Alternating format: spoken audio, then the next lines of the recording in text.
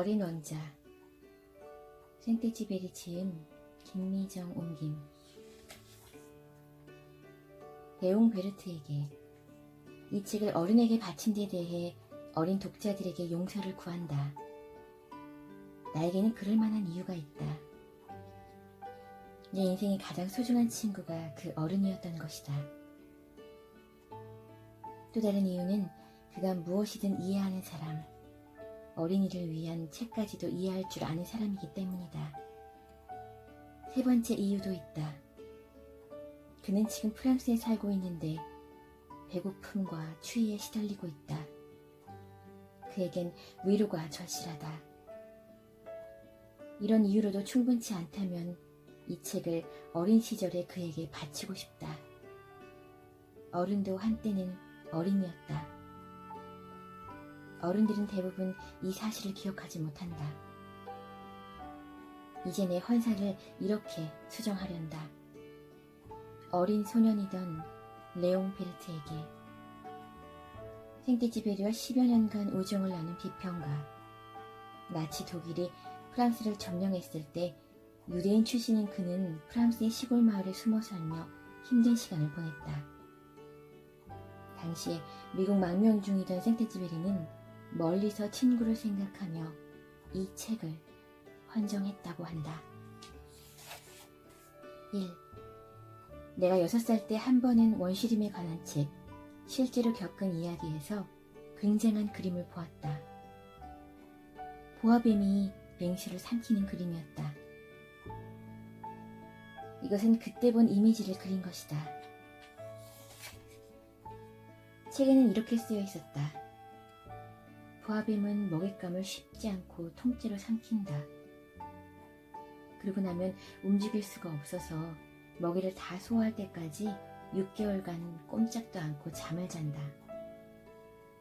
나는 정글 모험담을 열심히 읽고 궁리한 다음 색연필을 들어 내 인생 첫 그림을 완성시켰다. 1호 그림은 이것이다. 나는 내 훌륭한 그림을 어른들에게 보여주고 무섭지 않은지 물어보았다. 어른들은 대답했다. 모자가 왜 무섭다는 거니? 내가 그린 건 모자가 아니었다. 코끼리를 소화시키고 있는 보아뱀이었다. 그래서 난 어른들이 이해할 수 있도록 보아뱀의 몸속을 그렸다. 어른들은 설명을 해주지 않으면 모른다. 나의 2호 그림은 이것이다. 어른들은 속이 보이든 안 보이든 중요하지 않으니 보아뱀 따위는 그만 그리고 지리나 역사, 산수, 문법에 신경을 쓰라고 내게 충고했다. 6살이던 나는 화가라는 멋있는 직업을 포기하고 말았다. 1호와 2호 그림의 반응이 좋지 않아 의기소침해졌던 것이다. 어른들은 혼자서는 아무것도 이해하지 못하고 어린이들은 그들에게 언제나 설명을 해주어야 해서 피곤하다. 결국 나는 다른 직업을 선택해야 했고 비행기 조종법을 배웠다. 전 세계 곳곳을 비행기로 누비고 다녔다. 지리를 배운 것은 정말 이제 유익했다. 한 번 보기만 해도 중국과 애리조나를 구별할 줄 알았다. 야간 비행 중 길을 잃었을 때 지리 지식은 무척 큰 도움이 된다. 이렇게 살아오는 동안 나는 진지하게 잃을 데 없는 사람들을 많이 만났다. 오랜 시간을 어른들 곁에서 보냈고 그들을 아주 가까이에서 보기도 했다. 그러나 그들에 대한 생각이 좋은 쪽으로 바뀌지는 않았다. 조금이라도 통찰력 있는 어른을 만나면 나는 늘 갖고 다니던 1호 그림을 보여주며 시험했다. 그 사람이 정말 이해력이 있는지 알고 싶었다. 하지만 늘 이런 대답이 돌아왔다. 모자구나. 그러면 나는 그 앞에서 보아뱀이나 원시림, 별 이야기는 하지 않았다. 그가 이해할 수 있는 범위까지만 말했다. 브리지 게임과 골프, 정치, 넥타이 같은 화제 말이다. 그러면 그 어른은 나처럼 생각 있는 사람을 만나서 기쁘다고 했다. 2. 나는 속을 터놓을 사람 하나 없이 홀로 살아왔다. 6년 전 사하라 사막에서 비행기 사고를 당하기 전까지 그랬다. 비행기 엔진에 이상이 생겼고 정비사도 승객도 없는 상황에서 나는 혼자 비행기를 수리해보려고 안간힘을 썼다. 내게는 죽느냐 사느냐가 달린 일이었다.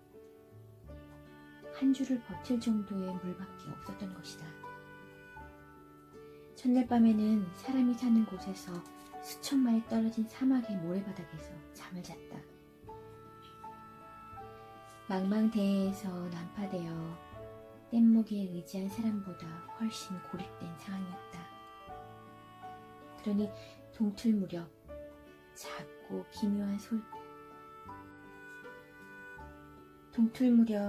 작고 기묘한 목소리가 나를 깨웠을 때 얼마나 놀랐을지 상상해보라. 목소리가 말했다. 저기 양 좀 그려줘. 뭐라고? 양 한 마리만 그려줘. 벼락이라도 맞은 듯 나는 자리에서 벌떡 일어났다. 눈을 비비고 조심스럽게 주변을 돌아보았다. 굉장히 신기한 꼬마가 심각한 표정으로 나를 쳐다보고 있었다. 이 그림은 나중에 내가 그를 모델로 그린 것 중에서 가장 잘 그린 초상화다. 물론 내 그림은 실물의 매력을 다 살리진 못했다. 그렇더라도 내 탓은 아니다. 화가가 되겠다는 6살 나이의 꿈을 좌절시킨 건 어른들이었고 그 후로 나는 그림을 배운 적이 없다. 기껏해야 속이 안 보이는 보아뱀과 속이 보이는 보아뱀을 그린 것이 전부였다. 나는 소스라치게 놀라서 휘둥그레진 눈으로 그를 빤히 쳐다보았다. 그때 내가 주거지로부터 수천 마일이나 떨어진 사막에 불시착한 상태였다는 걸 생각해보라. 그런데 이 어린 친구는 사막 한가운데서 길을 잃은 것 같지도 않았고 피로나 배고픔, 목마름이나 두려움으로 기진맥진해 보이지도 않았다. 사람이 사는 곳으로부터 수천 마일 떨어진 사막에서 길을 잃은 아이로는 전혀 보이지 않았다. 나는 겨우 정신을 차리고 입을 열었다. 여기서 뭐하고 있니? 그는 중요한 일을 말하듯 나직하게 반복했다. 부탁이야, 양 한 마리만 그려줘. 이해할 수 없는 일이라도 너무 강한 인상을 받으면 부정할 생각조차 들지 않는 법이다. 주거지에서 수천 마일이나 떨어진 곳에서 죽을지도 모르는 상황에 이건 정말 말도 안 되는 일이라 여기면서도 나는 주머니에서 종이 한 장과 만년필을 꺼냈다. 문득 내가 그동안 열심히 배운 거라곤 지리, 역사, 산수, 문법이 전부라는 게 기억났다. 나는 기분이 살짝 가라앉아서 꼬마 친구에게 그림을 그릴 줄 모른다고 했다. 그가 대답했다. 괜찮아. 그냥 양을 그리면 돼. 양은 그릴 줄 몰라서 나는 내가 유일하게 그릴 줄 아는 그림 2개 중 하나를 그려주었다. 속이 안 보이는 보아뱀 그림이었다. 그런데 꼬마 친구의 대답을 듣고 나는 깜짝 놀랐다. 아니야. 보아뱀 뱃속에 들어있는 코끼리를 말하는 게 아니야. 보아뱀은 진짜 위험한 동물이고 코끼리도 정말 다루기 힘들어. 내가 사는 곳은 모든 게 작아. 내가 원하는 건 양이야. 양을 그려줘. 그래서 나는 양을 그려주었다. 그는 찬찬히 살펴보더니 말했다. 안 돼. 이 양은 병들었잖아. 다른 걸 그려줘. 나는 다시 양을 한 마리 그렸다.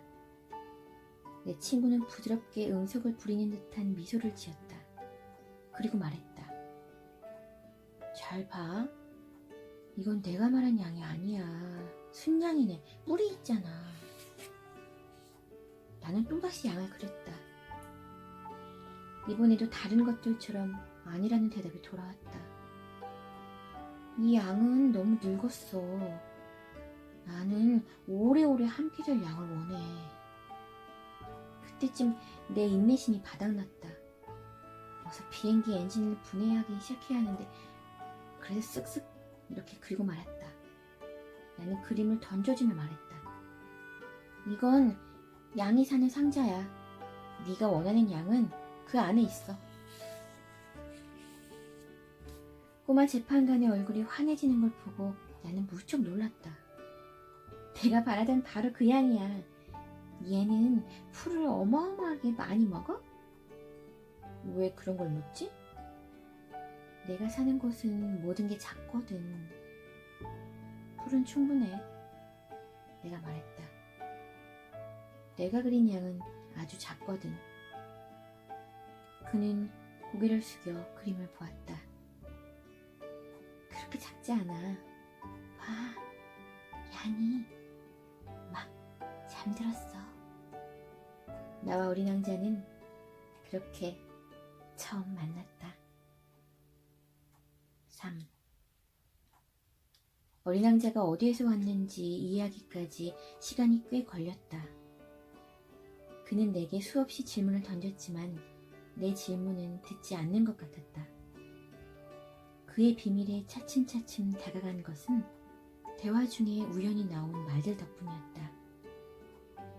어린 왕자는 처음으로 내 비행기를 보았을 때 비행기는 그리지 않기로 한다. 내 실력에 비해 너무 복잡한 그림이다. 난 물었다. 이 물건은 도대체 뭐야? 이건 물건이 아니야. 하늘을 나는 거란다. 비행기라고 해. 내 비행기. 내가 비행을 할 줄 안다는 걸 알려주며 꽤나 으쓱했다. 그가 소리쳤다. 뭐? 아저씨 하늘에서 떨어졌구나. 그래. 나는 대단찮은 일인 것처럼 말했다. 와, 진짜 신기하다. 어린 왕자가 천진난만하게 웃음을 터뜨려서 나는 짜증이 치밀었다. 내가 겪은 고생을 진지하게 들어주길 원했던 것이다. 그때 어린 왕자가 말했다. 아저씨도 하늘에서 왔구나. 어느 별이야?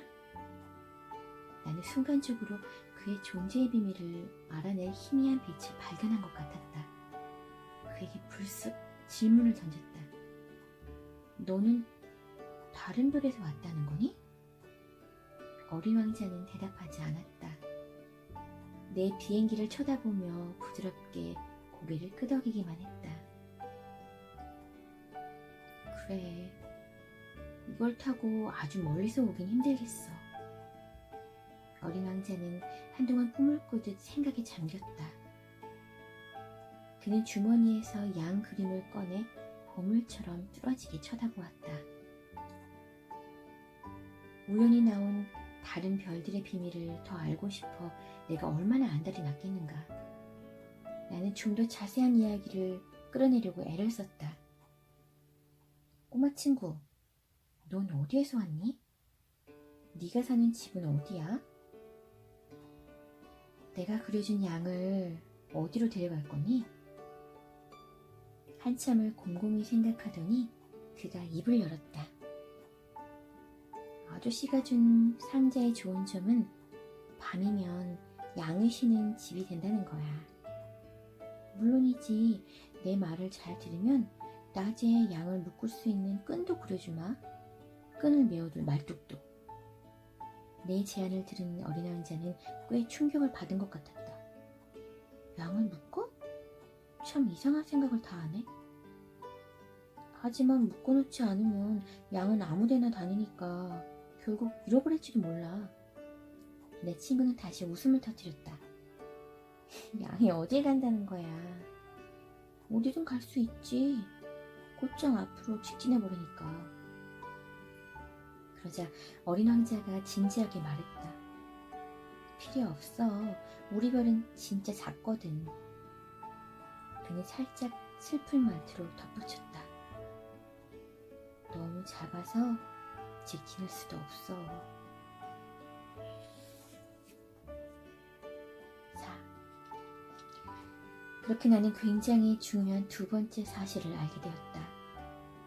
어린 왕자의 고향별이 집 한 채보다 조금 큰 정도라는 것이다. 하지만 크게 놀라진 않았다. 우리가 이름을 붙여준 지구와 목성, 화성, 금성 같은 거대 행성 말고도 너무 작아서 망원경에 잡히지 않은 행성이 좋게 수백 개는 된다는 걸 알고 있었다. 천문학자는 그중 하나를 발견하면 숫자로 이름을 붙인다. 예를 들면 소행성 325 이런 식으로 부르는 것이다. 어린 왕자가 소행성 B612에서 왔다고 믿을 만한 합당한 이유가 있다. 그 소행성은 1909년에 터키 천문학자의 망원경에 단 한 번 포착된 적이 있었다. 터키 천문학자는 국제천문학회에서 그 행성의 존재를 증명해냈다. 하지만 그의 복장 때문에 아무도 그를 신뢰하지 않았다. 어른들은 늘 그런 식이다. 터키의 한 독재자가 유럽식으로 옷을 입지 않으면 사형에 처하겠노라는 명령을 내렸다. 소행성 B612의 명성을 생각하면 다행스러운 일이었다. 결국 천문학자는 1920년에 우아한 차림을 하고서 다시 발표를 했다. 이번에는 모두가 그의 발표를 신뢰했다.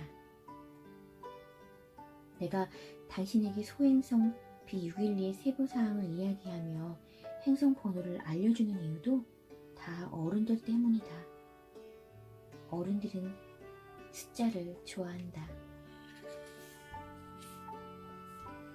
내가 당신에게 소행성 B612의 세부사항을 이야기하며 행성 번호를 알려주는 이유도 다 어른들 때문이다. 어른들은 숫자를 좋아한다.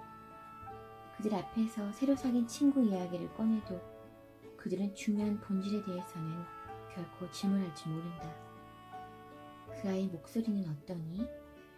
그 애가 가장 좋아하는 놀이는 뭐지? 그 애는 나비를 수집하니?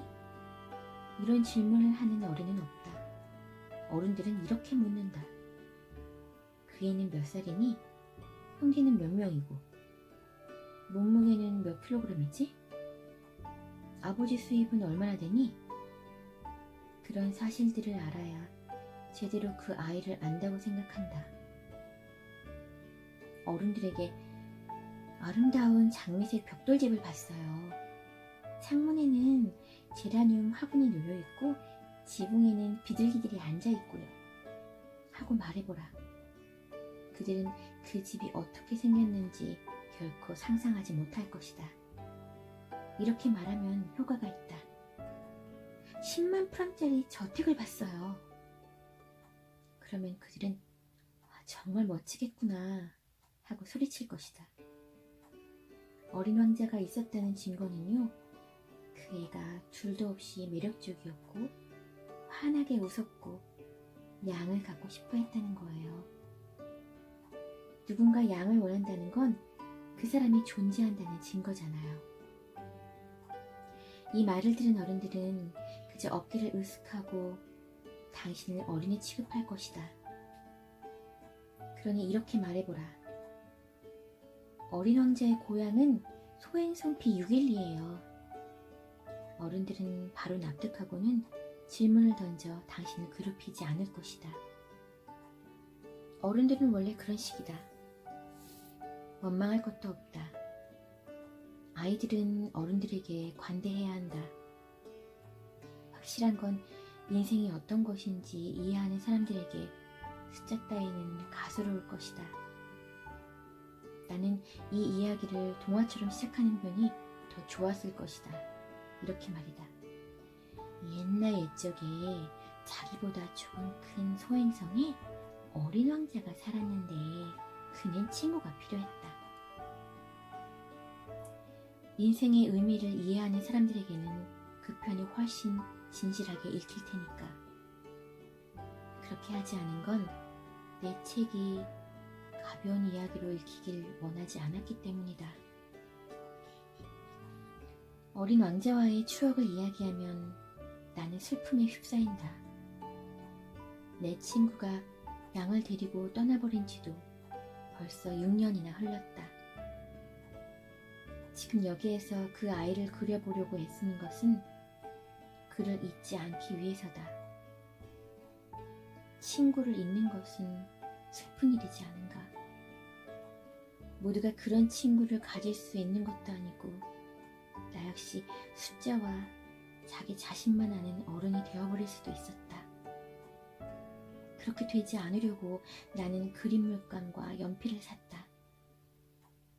6살 때 속이 보이는 보아뱀과 안 보이는 보아뱀을 그린 게 전부면서 지금 이 나이에 다시 그림을 그린다는 게 얼마나 힘든 일인지 알 것이다. 가능한 한 어린 왕자와 닮은 초상화를 그리려고 최선을 다하겠지만 잘 해낼 자신은 없다. 어떤 그림은 괜찮지만 어떤 그림은 전혀 비슷하지 않다. 어린 왕자의 키부터가 살짝 틀린 것 같다. 이 그림에서는 너무 키가 크고 저 그림에서는 또 너무 작다. 어린 왕자의 옷 색깔도 오락가락한다. 이렇게도 그렸다가 저렇게도 그렸다가 기억을 더듬어갈 뿐이다. 아주 중요한 세부 사항들도 결국 잘못 기억하고 실수할지도 모른다. 그렇더라도 나를 이해해달라. 내 친구는 좀처럼 설명을 하지 않았다. 아마도 자기와 비슷하게 그려줄 거라고 나를 믿고 있었으리라. 하지만 나는 안타깝게도 상자 속에 들어있는 양을 보는 법을 알지 못한다. 어느 정도는 다른 어른들과 비슷해졌기 때문이다. 분명 나이를 먹은 것이리라. 5. 나는 어린 왕자의 소행성과 그곳을 떠나온 일, 그리고 그의 여행에 대해 날마다 조금씩 알아갔다. 열심히 궁리하고 우연히 더해지며 아주 자연스럽게 그렇게 되었다. 바오바브 나무의 비극을 알게 된 건 사흘째 되는 날이었다. 이번에도 역시 양 덕분이었다. 어린 왕자는 심각하게 의심스럽다는 듯 불쑥 물었다. 근데 양이 진짜 작은 떨기나무를 먹어? 사실이야. 아, 잘됐다. 양이 작은 떨기나무를 먹는 게 왜 그렇게 중요한지 알 수 없었다. 어린 왕자는 또 물었다. 그러면 양은 바오바브 나무도 먹겠네? 나는 그에게 바오바브 나무는 작은 떨기나무가 아니라 교회만큼 큰 나무다. 코끼리 한 무리가 와도 바오바브 나무 한 그루를 다 먹어치울 수 없다고 분명히 알려주었다. 코끼리 한 무리를 떠올린 어린 왕자가 웃음을 터뜨렸다. 코끼리 위에 코끼리를 얹어 놓아야 할지도 몰라. 어린 왕자는 똑똑하게 이런 지적도 했다. 바오바브 나무도 큰 나무가 되기 전엔 조그만 나무였겠지. 맞아. 그런데 네 양이 어린 바오바브 나무를 먹어야 하는 이유라도 있어? 생각해봐. 어린 왕자는 다 아는 것을 묻는다는 투로 대답했다. 나는 그 문제를 혼자 이해해보려고 꽤나 머리를 쥐어짰다. 어린 왕자의 벌에도 다른 별들처럼 좋은 풀과 나쁜 풀이 같이 자랐다. 좋은 풀로 자라는 좋은 씨앗, 나쁜 풀로 자라는 나쁜 씨앗이 있었다. 씨앗은 겉에서는 보이지 않는 법이다. 땅 밑에 숨어 잠자던 씨앗 하나가 일어나고 싶다는 욕망을 품는다. 씨앗은 기지개를 켜고서 태양을 향해 수줍게 아름답고 소박한 가지를 내민다. 작은 무나 장미나무 잔가지라면 마음껏 자라게 두겠지만 나쁜 식물의 싹은 발견하는 즉시 뽑아야 한다. 어린 왕자의 별에도 물론 나쁜 씨앗들이 있었다. 바로 바오바브 나무 씨앗이었다. 그의 별은 바오바브 나무 씨앗 때문에 황폐해졌다. 바오바브 나무는 조금만 늦게 손을 써도 평생 처치 곤란이 된다. 별 전체를 뒤엎어버리고 땅속 깊숙한 곳까지 뿌리내리기 때문이다. 별의 면적에 비해 바오바브 나무 수가 너무 많아지면 결국 별은 터져버린다. 그건 기울의 문제야. 나중에 어린 왕자는 내게 말했다. 아침에 세수를 마치면 별도 구석구석 정성스럽게 닦아줘야 해. 어린 바오바브 나무는 장미나무와 비슷하게 생겼거든. 바오바브 나무인 게 구분이 되면 규칙적으로 뽑아줘야 해. 무척 지루해도 쉬운 작업이야. 어느 날 그는 지구의 어린이들이 바오바브 나무의 위험을 인지하도록 나에게 멋진 그림을 하나 그려보라고 했다. 언젠가 어린이들이 여행을 떠날 때 그 그림은 무척 유익할 거야. 일은 가끔 미뤄도 괜찮아. 하지만 바오바브 나무는 말이지 항상 골칫거리거든. 한 번은 어느 게으름뱅이가 사는 별에 간 적이 있어. 그 사람은 떨기나무 세 그루를 대수롭지 않게 여겼다가 어린 왕자가 알려준 대로 나는 그 게으름뱅이가 사는 별을 그렸다. 원래 나는 사람들에게 훈계하는 걸 좋아하지 않는다. 하지만 바오바브 나무의 위험은 거의 알려지지 않았고 별에서 길을 잃고 겪는 위험도 무시할 수 없어서 이번만 조심스럽게 예외를 두겠다. 이 자리에서 말해둔다. 어린이들아, 바오바브 나무를 조심하렴.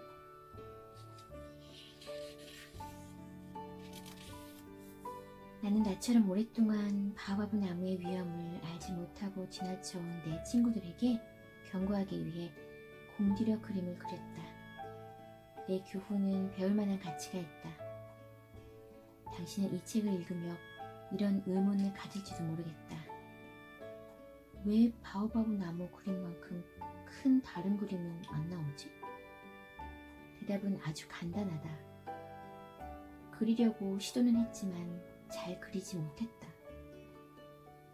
바오바브 나무를 그릴 때는 어서 빨리 위험을 알려야 한다는 마음에 내가 꽤나 기운이 넘쳤던 것이다. 6. 어린 왕자, 너의 단순하고 적적한 삶에 대해 나는 조금씩 알아갔지. 오랫동안 너에겐 지는 해를 감상하는 것 말고는 즐거운 일이 없었던 거야. 나흘째 되는 아침, 네 말을 듣고서 나는 새로운 사실을 알았어. 나는 해 지는 걸 보는 게 좋아. 함께 보러 가자. 그럼 기다려야지. 뭘 기다려? 태양이 넘어가기를 기다리지? 너는 깜짝 놀란 표정을 짓다가 스스로도 어이가 없었던지 웃음을 터뜨렸다. 그리고 내게 말했다. 내가 우리 별에 있다고 생각했어. 그 말은 사실이었다. 누구나 알다시피 미국이 정오일 때 프랑스는 해가 진다. 지는 해를 보려면 재빨리 프랑스로 가면 된다. 안타깝게도 프랑스가 너무 멀긴 하지만. 그런데 네 조그마한 별에서는 의자를 조금 옆으로 옮기기만 해도 가능하다? 어스름한 석양빛이 보고 싶었을 때마다 너는 그렇게 했겠지. 어느 날은 태양이 지는 걸 44번이나 본 적도 있어. 조금 있다가 너는 이렇게 덧붙였다. 있잖아. 사람은 너무 슬플 때 해 지는 걸 보고 싶거든. 태양이 지는 걸 44번이나 본 날 그렇게 슬펐던 거야? 어린 왕자는 내 질문에 대답하지 않았다.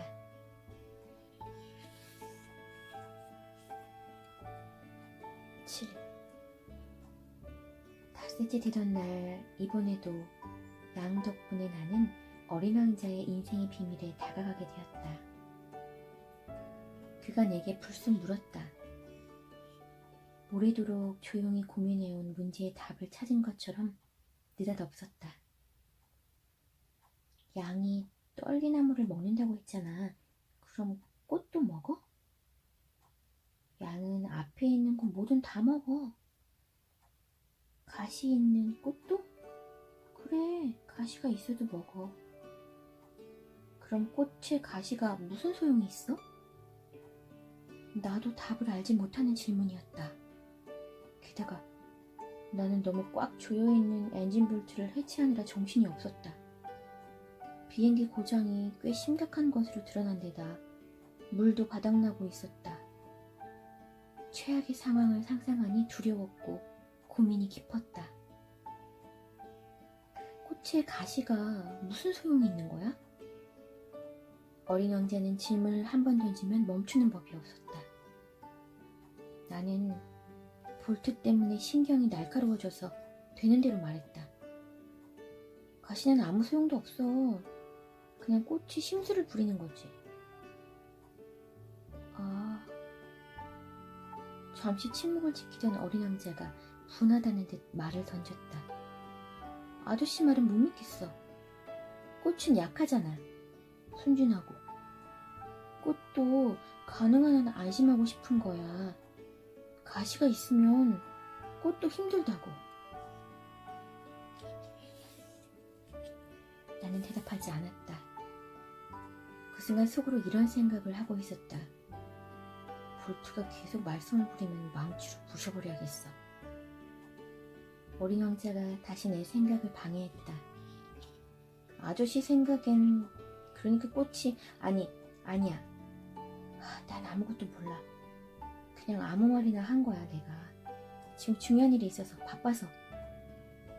그는 어리빠진 표정으로 나를 쳐다보았다. 중요한 일? 어린 왕자는 나를 보고 있었다. 손가락에 더러운 기름때를 묻힌 채 망치를 들고서 추하게 생긴 물건에 기대어 있는 나를. 아저씨도 어른들처럼 말하네? 그 말을 듣자 나는 살짝 부끄러워졌다. 어린 왕자가 냉정하게 덧붙였다. 아저씨는 단단히 헷갈리고 있어. 완전히 엉망진창이라고. 그는 진심으로 화가 나 있었다. 바람결에 황금빛 머리칼을 흔들어댔다. 내가 갔던 어느 별에 얼굴이 빨간 아저씨가 있었어. 그 아저씨는 꽃향기를 한 번도 맡아보지 못했대. 별을 바라본 적도 없고 사랑하는 사람도 없었어. 계산 말고는 해본 게 없었어. 하루 종일 그는 아저씨처럼 말했어. 나는 중요한 일을 하는 사람이다. 진지한 사람이야. 얼마나 잘난 척을 했는지 몰라. 그런데 그는 사람이 아니야. 버섯이지. 뭐라고? 버섯이라고. 어린 왕자는 화가 나다 못해 얼굴이 새하얗게 질렸다. 꽃들이 가시를 만들어 온 지 수백만 년이 되었어. 양들이 꽃을 먹은 것도 수백만 년이 되었고, 아무 소용도 없는 가시를 만들어내려고 꽃들이 그렇게나 고생하는데 왜 그러는 건지 이해하려고 하는 게 중요한 일이 아니야? 양과 꽃의 전쟁이 중요하지 않아? 얼굴이 빨간 뚱보 아저씨의 덧셈보다 더 중대하고 중요한 일이 아니야? 우리 별에는 세상 어디에도 없는 단 하나뿐인 꽃이 있어. 어느 아침 작은 양 한 마리가 무슨 짓을 저지르는지도 모르고 한 번에 그 꽃을 먹어버려도 그게 중요하지 않다는 말이야? 어린 왕자는 얼굴이 시뻘개져서 계속 말했다. 만일 누군가 수백만 개의 별 가운데 단 하나밖에 없는 꽃을 사랑한다고 해봐. 그는 별들을 쳐다보기만 해도 행복할 거야. 이렇게 생각하겠지. 내 꽃이 저기 어딘가 있어. 양이 꽃을 먹어버리면 그는 모든 별들이 일순간 자취를 감춰버린 느낌을 받겠지. 그런데 그게 중요하지 않은 일이야? 어린 왕자는 더 말을 잇지 못했다. 그는 감정이 복받친 듯 울음을 터뜨렸다. 어느새 밤이 내려와 있었다. 나는 연장을 내려놓았다. 내 망치와 볼트, 목마름과 죽음은 그 순간 조금도 중요하지 않았다. 어느 별, 어느 행성, 내 별인 지구 위에 내가 위로해줘야 할 어린 왕자가 있었다. 나는 팔을 벌려 그를 안아주었다. 그를 품에 안고 흔들어 달래주었다. 그리고 이렇게 말했다. 네가 사랑하는 꽃은 위험하지 않아. 양의 입에 씌울 부리망을 그려줄게. 네 꽃을 위해 보호용 덮개도 그려줄게. 내가. 더 뭐라고 말해야 할지 도무지 알 수 없었다. 내가 제대로 하고 있지 못하다는 느낌이 들었다. 어떻게 그의 마음에 가 닿아서 그를 되찾아 올 수 있는지 알 수 없었다. 눈물의 나라는 이다지도 알 수 없는 곳이다. 8. 나는 그 꽃에 대해 빠른 속도로 알아갔다. 어린 왕자의 별에는 언제나 아주 소박한 꽃들이 피어 있었다. 하나의 꽃잎을 가진 꽃들은 자리도 거의 차지하지 않았고 누군가의 마음을 뒤흔들지도 못했다. 어느 아침 잡초 사이에 모습을 드러냈다가 저녁이면 시들 뿐이었다. 그러던 어느 날 어딘지 모를 곳에서 날아온 씨앗에서 싹이 움텄고 어린 왕자는 다른 꽃들과 전혀 다른 그 작은 가지를 바로 곁에서 내내 지켜보았다. 새로운 종류의 바오바브 나무인 것 같았다. 그런데 작은 떨기나무는 곧 성장을 멈추더니 꽃을 피울 준비를 하기 시작했다.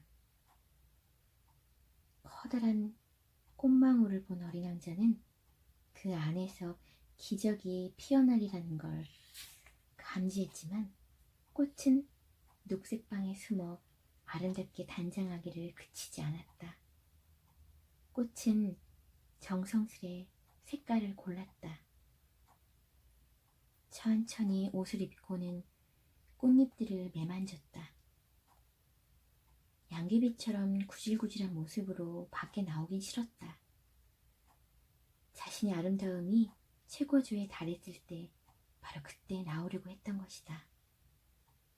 그래, 그렇다. 무척이나 멋을 부리는 꽃이었다. 영문을 알 수 없는 단장은 그런 식으로 며칠간 계속되었다. 그러더니 어느 아침 동이틀 무렵 꽃이 얼굴을 내밀었다. 너무 꼼꼼하게 일을 한 탓인지 꽃은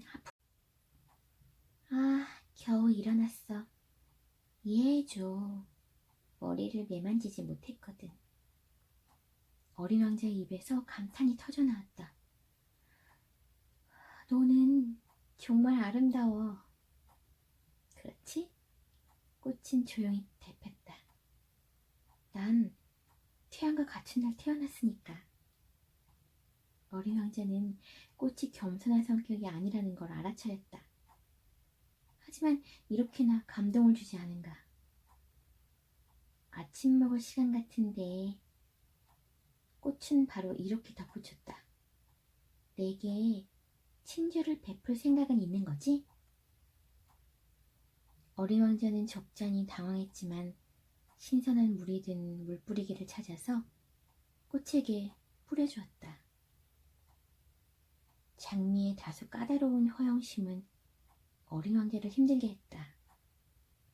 가령 어느 날은 어린 왕자에게 가시 4개를 보이면서 말했다. 호랑이들이 발톱을 세우고 오면 어떡해? 우리 별에는 호랑이가 없어.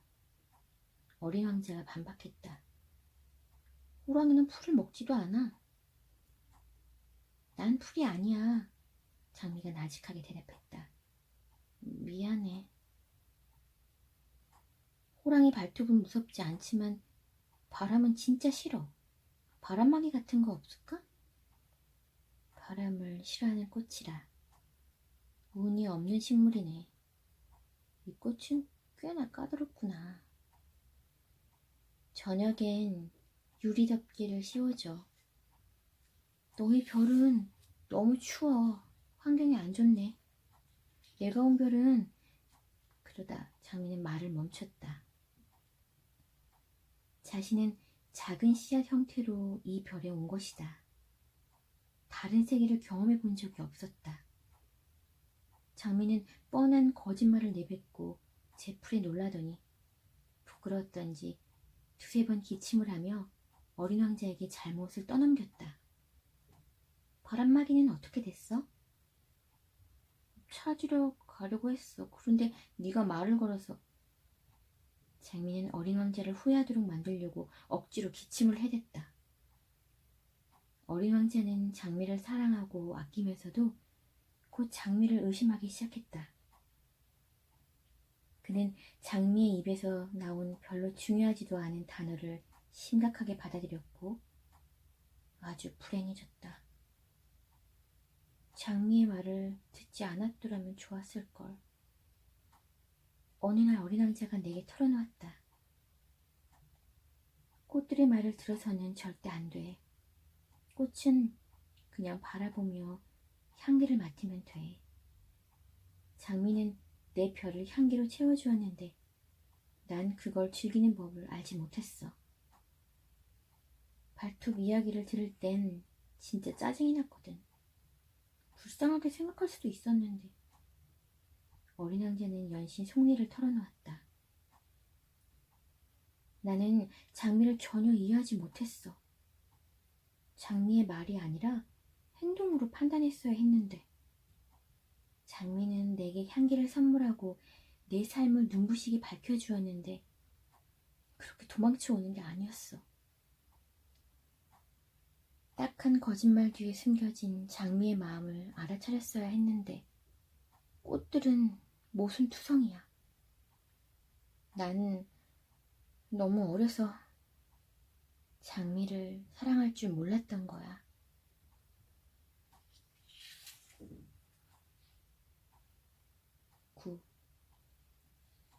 어린 왕자는 자기 별을 떠나기 위해 이동하는 철새들을 이용했던 것 같다. 출발하는 날 아침 그는 별을 말끔히 정돈했다. 우선 활화산을 정성껏 청소했다. 어린 왕자에겐 활화산이 2개 있었는데 아침 식사를 데우기에 제격이었다. 그에겐 휴화산도 있었다. 어린 왕자는 종종 이렇게 말했다. 어떻게 될지 모르잖아. 어린 왕자는 휴화산도 똑같이 청소해 주었다. 청소를 잘 해주면 화산은 천천히 규칙적으로 끓어오르긴 해도 폭발하지는 않았다. 화산 폭발은 굴뚝에서 불어나는 원리와 비슷하다. 물론 지구에 있는 우리는 너무 작아서 화산을 청소할 수 없다. 그래서 화산이 자주 문제를 일으키는 것이다. 살짝 울적해진 어린 왕자는 막 올라온 바오바브 나무들의 뿌리를 뽑아냈다. 그는 이 별에 다시는 돌아오지 못할 거라 생각하고 있었다. 익숙한 모든 일들이 그날 아침에는 이상하게도 마음을 건드렸다. 어린 왕자는 마지막으로 장미에게 물을 준 다음 유리 덮개를 씌우려고 하다가 울음이 터질 것만 같았다. 잘 있어?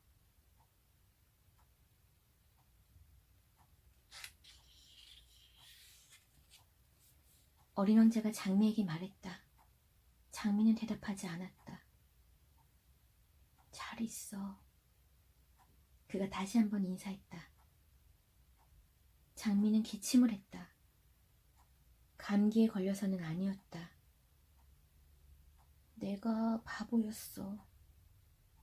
이윽고 장미가 입을 열었다. 미안해. 행복하렴.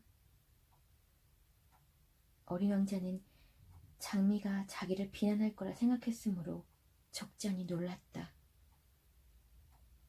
그는 유리덮개를 들고 멍하니 있었다. 장미가 평온하고 부드러운 태도로 나오는 걸 이해할 수 없었다. 그래, 난 널 사랑해. 장미가 말했다. 넌 몰랐겠지. 내 잘못이야.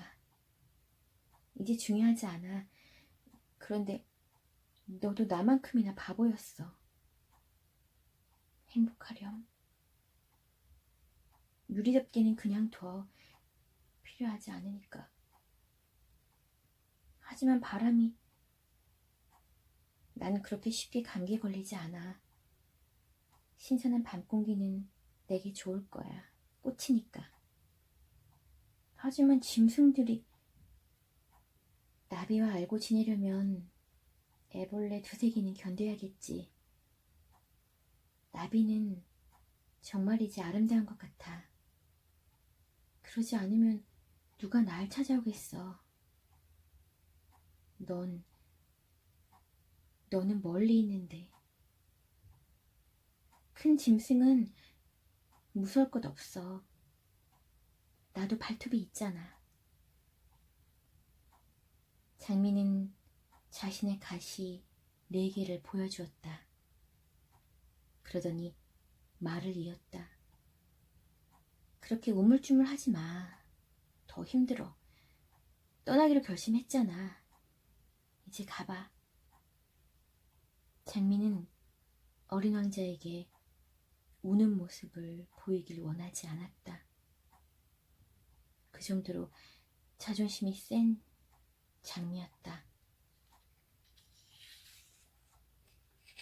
10. 어린 왕자의 별은 소행성 325, 326, 327, 328, 329, 330과 같은 구역에 있었다. 그는 일도 찾고 경험도 넓히고 싶어서 우선 그곳들을 방문했다.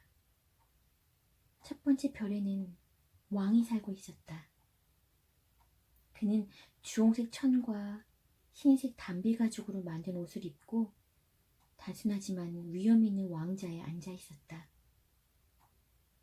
아, 내 백성이 왔구나. 왕은 어린 왕자를 발견하자 소리쳤다. 어린 왕자는 속으로 생각했다. 저 사람은 나를 본 적도 없는 듯 어떻게 알아본 거지? 왕들이 보는 세계는 아주 단순하다는 걸 어린 왕자는 몰랐다. 왕들은 누구를 보든 다 자기 신하나 백성이라고 생각한다. 얼굴이 잘 보이도록 가까이 오너라.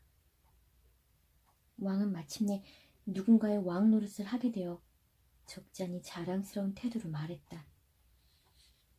어린 왕자는 두리번거리며 앉을 곳을 찾았지만 행성 전체가 왕의 흰 담비가죽 망토로 덮여 있었다. 어린 왕자는 서 있을 수밖에 없었고 피로에 지쳐 하품을 했다. 왕의 앞에서 하품을 하는 행위는 예법상 금지되어 있다. 하품을 금지하노라. 왕이 말했다. 하품을 멈출 수가 없어요. 어린 왕자가 당황해서 말했다. 오래 여행을 하느라 잠을 못 잤거든요. 그렇다면 하품하는 걸 허하노라. 몇 년간 사람들이 하품하는 걸 본 적이 없다. 하품은 꽤 궁금한 것이지. 자, 다시 하품을 하라. 명령이다. 아, 그러면 주눅이 들어요. 하품을 못해요.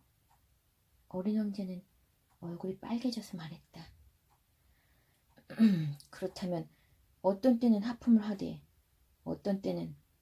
왕이 불분명하게 웅얼거렸는데 화가 난 것 같았다. 왕은 자기 권위를 존중받는데 집착하는 면이 있었다. 그는 불복종을 참지 못했다. 그는 절대군주였다. 하지만 마음씨는 착했기 때문에 합리적인 명령을 내렸다. 만일 내가 명령을 내리면, 예를 들어 어느 장군에게 바다새로 변신하라고 명령한다면 장군이 내 말을 따르지 못한다 해도 그의 잘못이 아니지, 내 잘못인 것이다. 왕은 자주 이런 말을 했다. 앉아도 될까요? 어린 왕자가 소심하게 물었다. 앉기를 허하노라. 왕은 대답하고 나서 흰 담배 가죽 망토자락을 위험있게 몸쪽으로 당겼다. 어린 왕자는 놀랄 수밖에 없었다. 별의 크기가 너무 작았던 것이다. 왕은 도대체 무엇을 다스리고 있는 걸까? 폐하, 질문을 드려도 괜찮을까요? 어린 왕자가 물었다. 질문을 허하노라.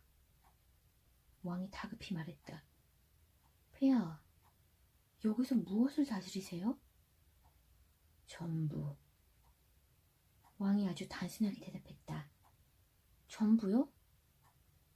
왕은 조심스러운 몸짓으로 자기 별과 다른 별들, 그리고 항성들을 가리켰다.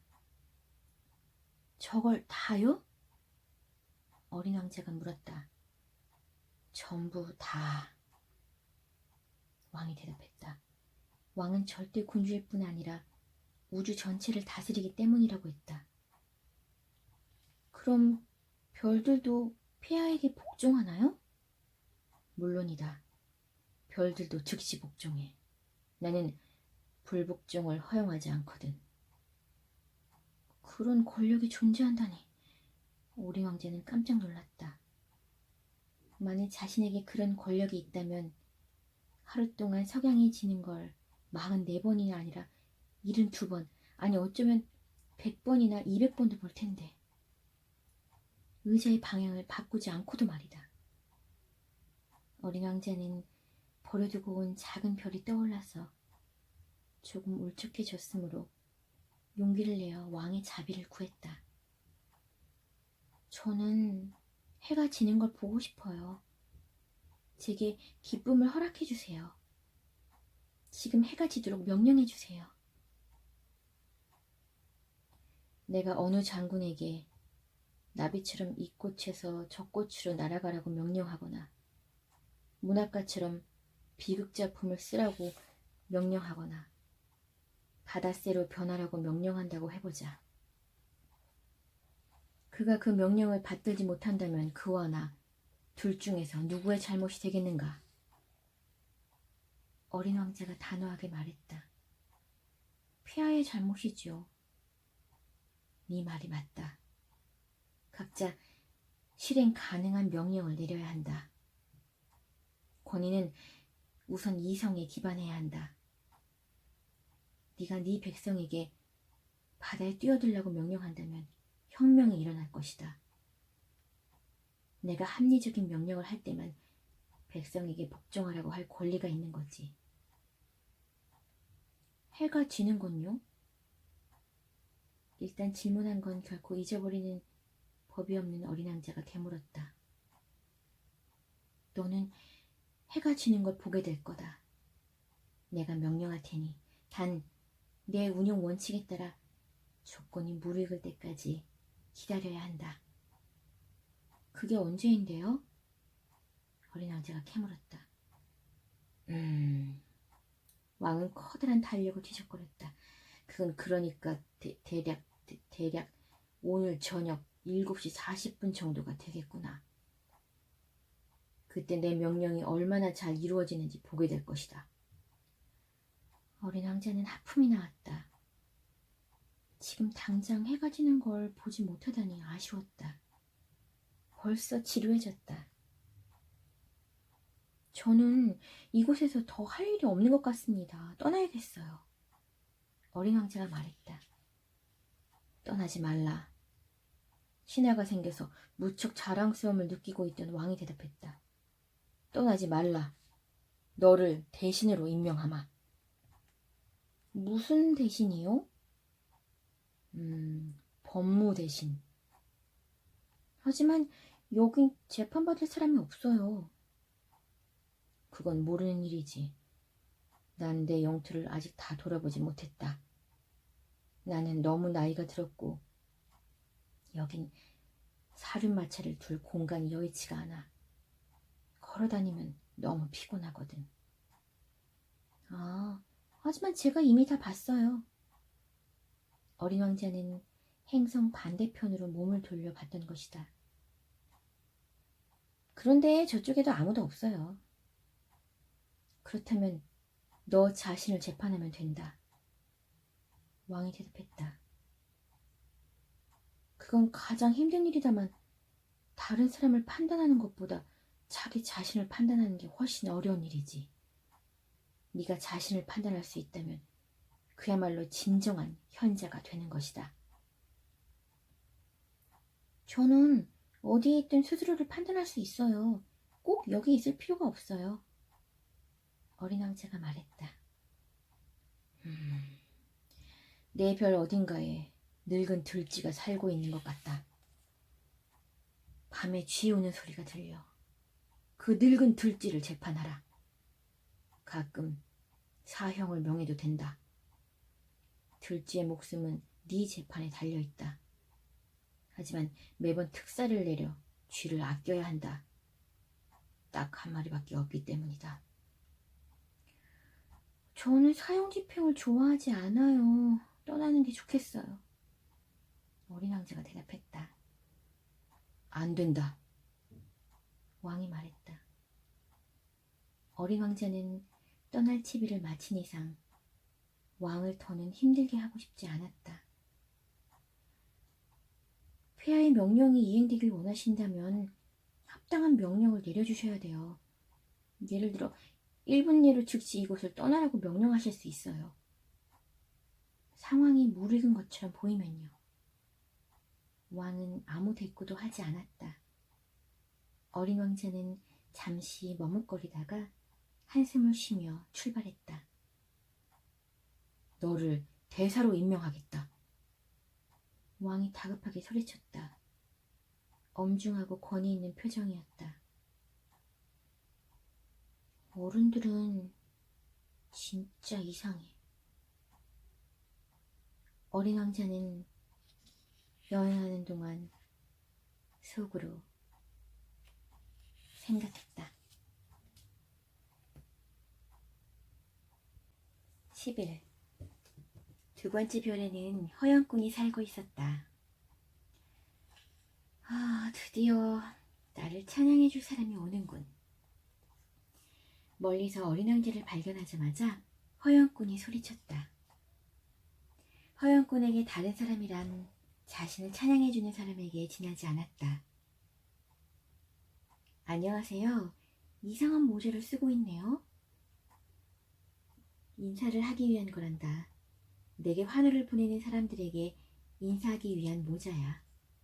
불행히도 지금까지 이곳을 지나쳐간 사람이 없었지만. 그래요? 어린 왕자는 그가 하는 말을 이해할 수가 없었다. 손을 마주쳐보렴. 허연꾼이 충고했다. 어린 왕자는 두 손을 마주하고 박수를 쳤다. 허연꾼이 모자를 들어 올리더니 세련되게 인사했다. 왕이 있던 별보다 더 재미있어. 어린 왕자는 다시 박수를 쳤다. 허연꾼이 모자를 들어 올려 다시 인사했다. 5분 정도 똑같은 일을 하고 나니 어린 왕자는 단조로운 놀이에 지쳐버렸다. 모자를 떨어뜨리려면 어떻게 하죠? 어린 왕자가 물었다. 하지만 허연꾼은 그 말을 듣지 않았다. 자신을 칭찬하는 말밖에 듣지 않는 사람이었다. 넌 나를 진심으로 찬양하니? 찬양한다는 게 무슨 뜻이에요? 찬양한다는 건 내가 이 별에서 가장 잘생기고 옷도 가장 잘 입고 제일 부유하고 똑똑한 사람이라는 걸 인정한다는 의미야. 아저씨는 이 별에 혼자 살잖아요. 기분 좀 맞춰줘. 그냥 찬양해다오. 아저씨를 찬양해요. 어린 왕자는 어깨를 으쓱했다. 그런데 그게 왜 아저씨를 기쁘게 하는 건지 모르겠어요. 어린 왕자는 그곳을 떠났다. 어른들은 분명 이상한 구석이 있어. 어린 왕자는 여행하는 내내 그 생각만.